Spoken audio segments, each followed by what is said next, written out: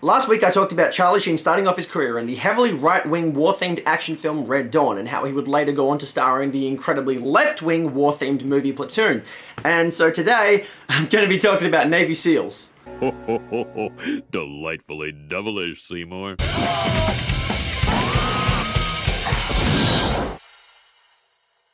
Yes everybody, welcome back to Delightfully Devilish, the show where we discuss films that all at once meet the criteria of being the good, the bad, and the ugly. I'm your host Jukebox Harry, and today we're going to be looking at the post-Top Gun era of military recruitment cinema in Hollywood. Navy SEALs is a 1990 war-themed action film directed by Louis Teague, the director of films such as Cujo and Alligator, neither of which I liked. He also directed the much-forgotten and maligned sequel to Romancing the Stone, Jewel of the Nile. Navy SEALs stars Michael Biehn, Bill Paxton, and Rick Rossovich, three actors who all co-starred together in The Terminator. It also stars Charlie Sheen. And reviews for this film have not been kind. If you actually go to Rotten Tomatoes, the critical consensus for this movie actually takes a shot at Charlie Sheen's supposed ownership of the word winning. If you're too young to get that reference, just look up Charlie Sheen Shmoyoho on YouTube. The first time I watched Navy SEAls as a teenager, I absolutely loved it. I was a big fan of 2.5 Men, so obviously I enjoyed Charlie Sheen's performance, and the action was thoroughly exciting. About 10 years later, now that I actually know a little bit about what it is to be a Navy SEAL, having read both American Sniper and Lone Survivor, which are both great books by the way, I've got a greater understanding of what it's actually all about. And I know for a fact that this film is not particularly realistic in that manner. But is it still good?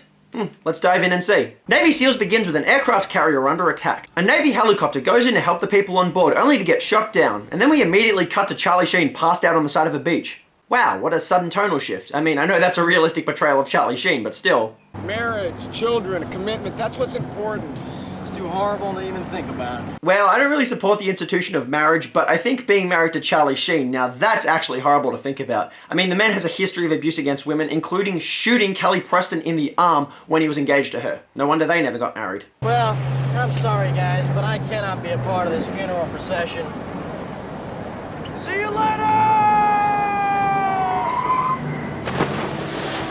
Who starts an action film like this? Who opens a film on a serious note, cuts to a guy passed out at a beach, and then has him literally dive off a moving truck into a river before the film's even 10 minutes over?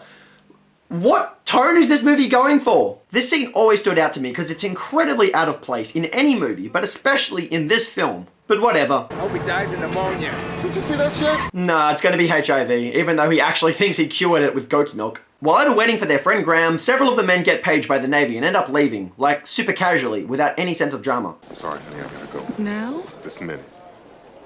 This is some kind of joke, right? I don't believe it. What is the tone of this film? Seriously, the way the characters just casually get up and leave the wedding, it's almost comedic. Like, am I meant to take this film seriously? Terrorists have taken naval officials hostage, and after executing one of them, the SEALs bust in and annihilate everyone in sight. The film dispenses with the action quickly, and since you have to be an action junkie to actually enjoy this film, at least it plays to its audience. Trey, this is bad karma. Objective security.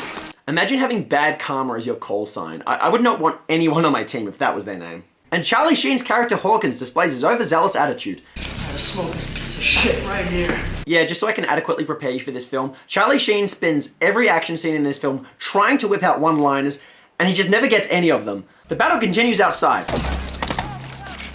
God here. God, we got a single shooter, southeast tower. If you have God as your call sign, you've either got to be really fucking good at what you do, or you must have like the biggest ego in the world. Either way, all these call signs are really catching me off guard. To his credit, God is a pretty solid sniper. Nice shot, but you got two more. The shootout continues for a solid length of time. There's not much substance to it, but it keeps things moving at an intensely fast pace. The cinematography is consistent, the editing is timely, everything is visually coherent, and the cast consistently remain in the moment. They eventually push through to a room with several crates being stored. Why aren't they firing? That's why. Stingers. Guided missiles? Jackpot. We called that the Stinger. They don't let you use that no more. Hawkins tries to destroy the missiles but doesn't succeed, and after moving through the outside crossfire, he breaks the news to Lieutenant Curran. We just found an entire warehouse full of missiles! We gotta blow!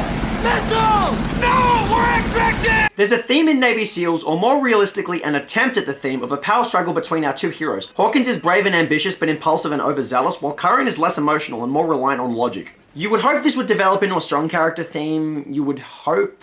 The SEALs are safely extracted, capping the action scene at around the 10-minute mark. You guys are incredible. Thank you. There's no reason to thank us, because we don't exist. Just like Trump's victory in the 2020 election. He lost, guys. Move on. And just listen to the music here.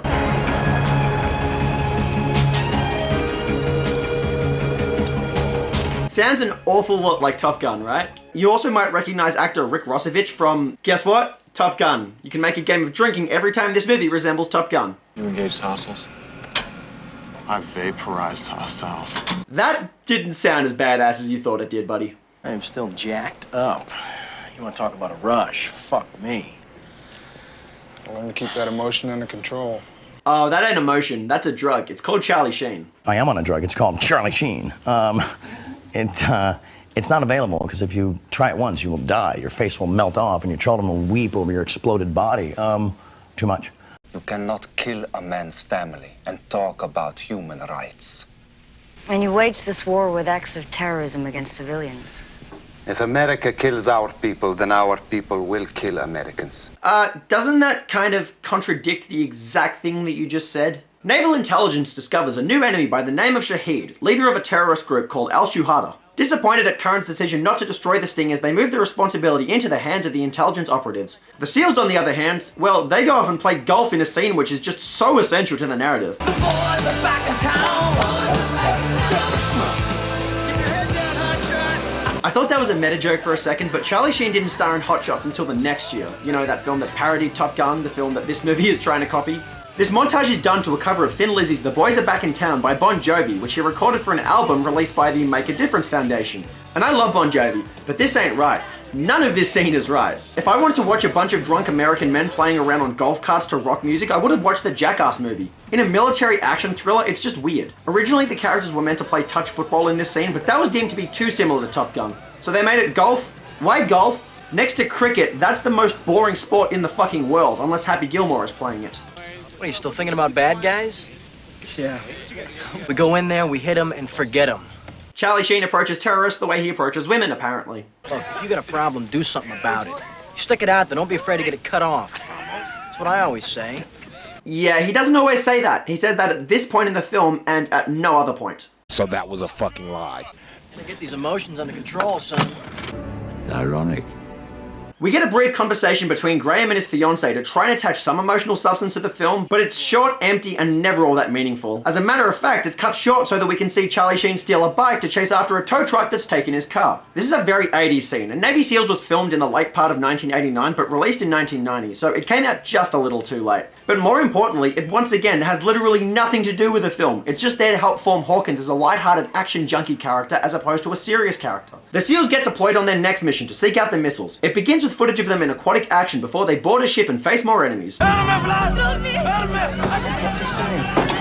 Something about your mother. Never talk about mom. Like I said, Charlie Sheen wouldn't appear in Hot Shots until the year after Navy SEALs was released, and yet it really feels like that's the movie that he thinks is being filmed here. Oh, his character just feels so out of place. Everyone else in the film is a serious military figure. He's a sitcom character. There is a big dissonance between him and the rest. Because I'm me, I'm different. I just have a different constitution, I have a different brain, I have a different heart, I have a different, I get tiger blood, man. Anyway, unfortunately, the missiles aren't on this ship, so that's the end of that action scene. It was short, but it wasn't sweet. And things are being investigated by a Lebanese-American journalist played by the wife of Val Kilmer. Remember what movie he got famous for? Yeah, it was Top Gun. You're telling me the Al-Shuhada has gotten their hands on U.S. missiles? No, you're telling me. I didn't say anything. Me neither.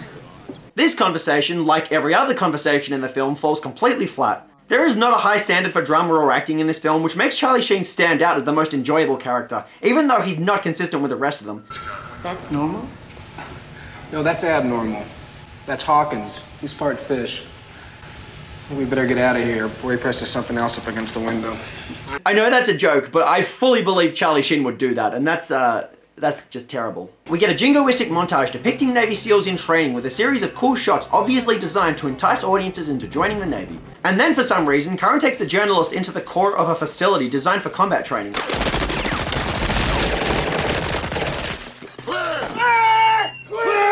Do you think any real Navy SEAL would actually jeopardize a journalist's life like that in a naval training facility? Because if you think that, then you're probably not going to want to join the Navy. So this is where the film kind of falters in trying to be a recruitment movie. One would begin to suspect that Curran's scenes with a journalist are leading towards some kind of love story, like that one out of Top Gun, of course. But before it happens, it turns into a sitcom when Hawkins contacts a command duty officer to get Curran called out of dinner with a journalist so that he can slide on in.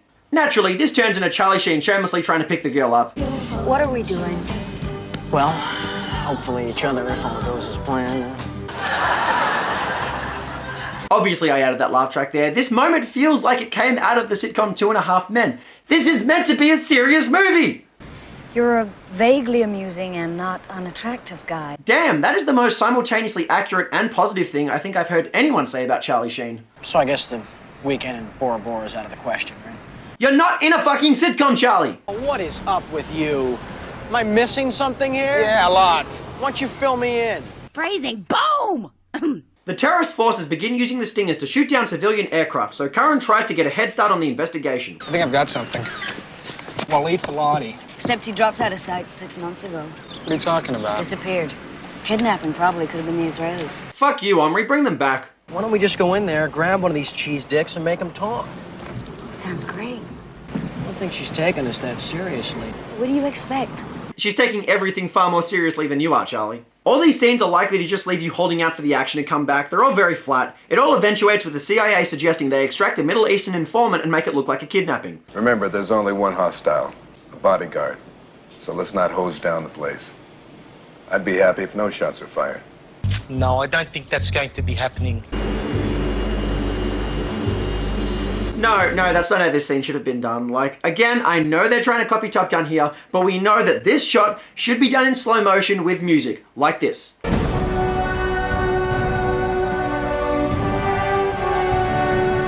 Hey man, what's with the goggles? You look like you're underwater already. Eat shit! Thanks, I'm trying to quit. The action finally returns as the film crosses the 1 hour mark. Navy SEAL starts out pretty nice, but everything gets really talky after the intro scene. You could cut about 20 minutes from the film and the pacing would be way better. 6 minutes! 6 minutes! 6 minutes, 6 minutes, 6 minutes, 6 minutes, 6 minutes, don't get on.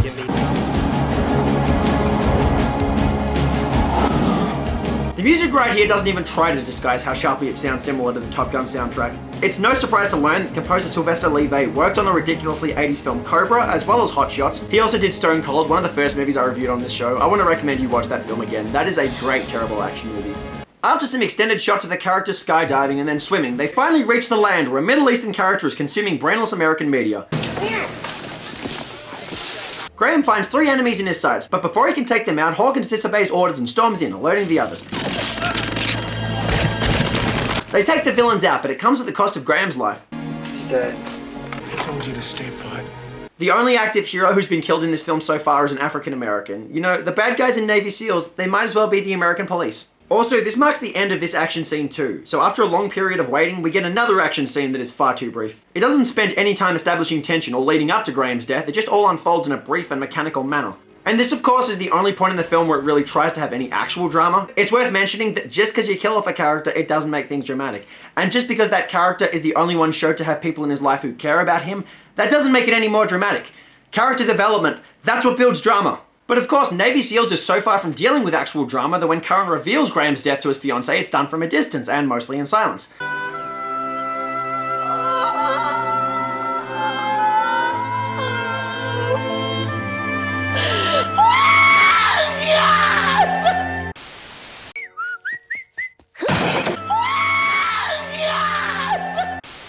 There's a funeral and a clip of the SEALs mourning in a bar and a guy trying to start a fight with Charlie Sheen before he subdues him and then kisses him. A lot of stories about Charlie Sheen have come out calling his sexuality into question. One of them is Corey Feldman's accusation that he actually raped Corey Haim on the set of the film Lucas. That makes me wonder, since Charlie Sheen actually had nearly all of his own scenes rewritten in this film, did he rewrite this scene just so that he could voluntarily kiss this guy on camera? Because I'm thinking yes. You still don't get it, do you? Don't you take any responsibility for what happened? Yeah, when has Charlie Sheen ever been known to take responsibility? He has a merciless drug habit, he has abused several different women, he refused to let his kids get vaccinated, he also refused to disclose to people that he was having unprotected sex with that he was HIV positive. Alright, I did! I fucked up! Yeah, you did, Charlie. Many times. So what do you want from me, huh? For you to stop abusing women, stop being anti-vax, and stop thinking that you're in a sitcom with this movie because it's supposed to be a serious action thriller. Things go back to being slow and talky, and Karen may or may not have ended up in a relationship with a journalist. I'm not actually sure, but the fact that this film doesn't waste time answering this question actually kind of works to its benefit. It makes the story more difficult to fully understand, but it also means the movie doesn't get bogged down into some shitty romantic subplot like, you guessed it, Top Gun did. So Mohammed spilled the beans, huh? Was Muhammad watching Cars 2 in theaters? This nigga eating beans! Grab your gear. We're going to Beirut. The music turns back to Top Gun as the SEALs are deployed to Beirut, with their mission being to find the missiles, destroy them, and evacuate. It's quite a quick change from the excess of sentimentality in the last scene, and there's no steady transition, but whatever. They make it to land where fighting has already broken out, and finally we get another action scene which actually lasts a decent amount of time. Bad karma, this is God. I'm about 100 meters to the west of your position. Have multiple targets sighted.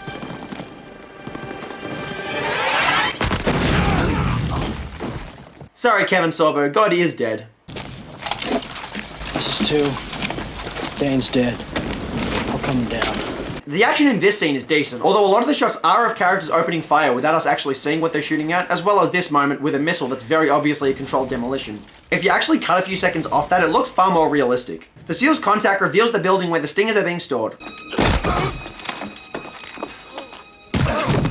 Okay, that was Michael Biehn's best moment in the film. They plant explosives on the stingers, but with the sun rising, the SEALs have 20 minutes before their boat's location will be compromised. ما بتعمل هناك؟ من أنت؟ قل لي من أنت؟ Boring conversation. Later, we're gonna have company. Fuck off trying to copy Han Solo. After trying to escape, Karen gets shot in the process. Oh, again, scumbag. Don't talk, just shoot, dickhead! Karen demands Hawkins detonate the explosive, but Hawkins refuses, opting to redeem himself by rescuing Karen.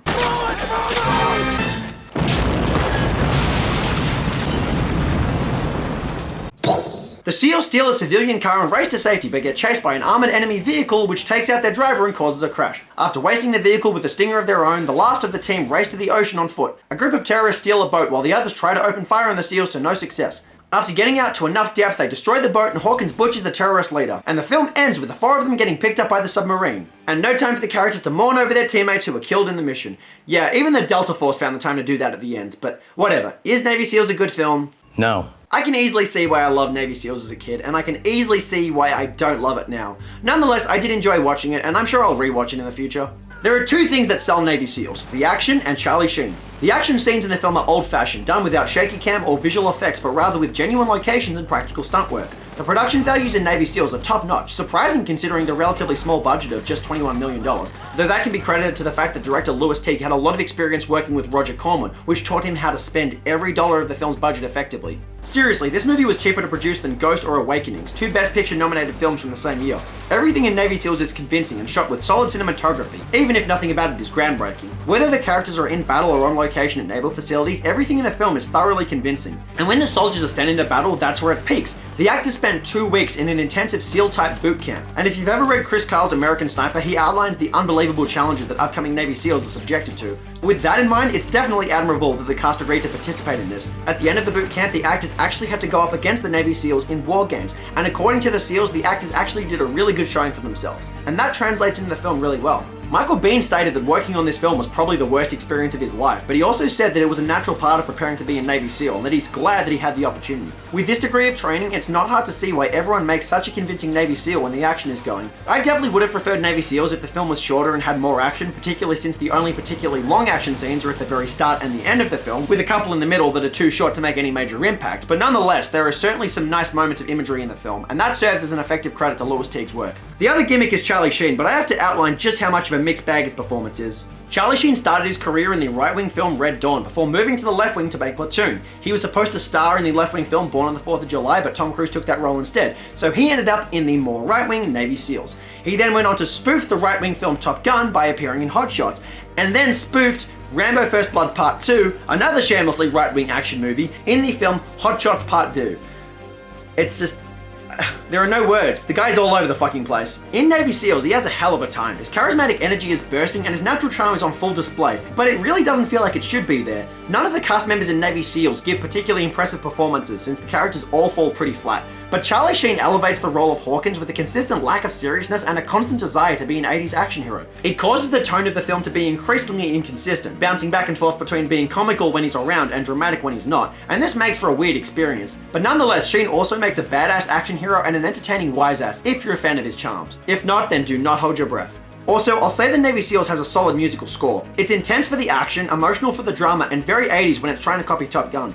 The film's actual storytelling might not match up to it, but Sylvester Levy's work on the music is very effective. Nonetheless, Navy SEALs is riddled with narrative flaws. The story is generic as hell, there are no moments of actual dramatic substance, and the character development is a pipe dream. Both Michael Biehn and Charlie Sheen dominate the screen with their presence, and personally rewrote their own scenes to reflect their visions for their characters, but neither of them come off as interesting, so it all amounts to nothing. There is no emotional core to the story, and while the film pretends to have some drama when Graham is killed, it doesn't even try to pretend when the other characters get killed later on. It just tries to keep the shameless jingoism of the final action scene loud and distracting. Navy SEALs fails from a dramatic standpoint because it tries to copy Top Gun, which tried to copy An Officer and a Gentleman without any of the dramatic substance and character development that made that film work.